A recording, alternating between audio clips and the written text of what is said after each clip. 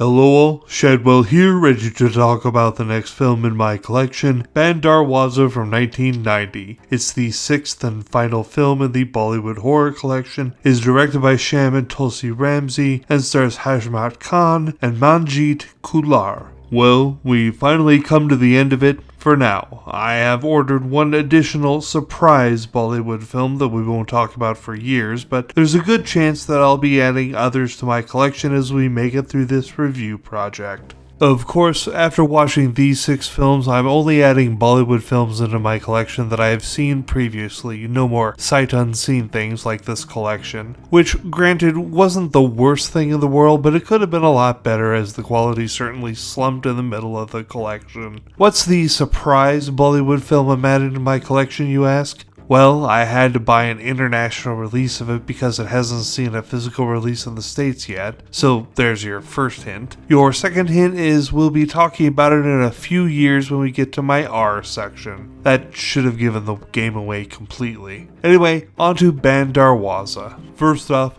question to you, the viewer. At several times in this collection, characters have used this wand with what looks like the number 30 on it against the powers of evil, and it has had an effect on the evil. What it is that? Because I have no idea, and I'm pretty sure it's not actually the number 30, but that's all I can see in the pattern. Anyway, Bandh Darwaza isn't bad. The song and dance numbers are aplenty, and some of them actually look choreographed. The comedy was there, but was well balanced with the rest of the film, and probably the most interesting part was that the leading lady participated in some of the fight scenes, and she kicked some ass. That hasn't happened in any of the other films in this collection, so I felt like pointing it out because of that.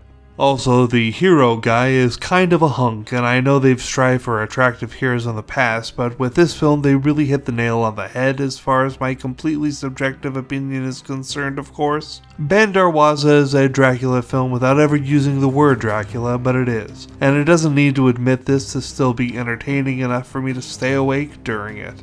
It also shamelessly borrows music from other films like Aliens, Night of the Living Dead, and one of the Friday the 13th films, my guess being Friday the 13th Part 3, instead of going for a fully original score. Bandh Darwaza is getting a B- because the townsfolk at the end all graduated from Torches 101. The Bollywood Horror collection is getting a C- as a whole. Tomorrow it's back to the 50 excellent 80s films with Reborn.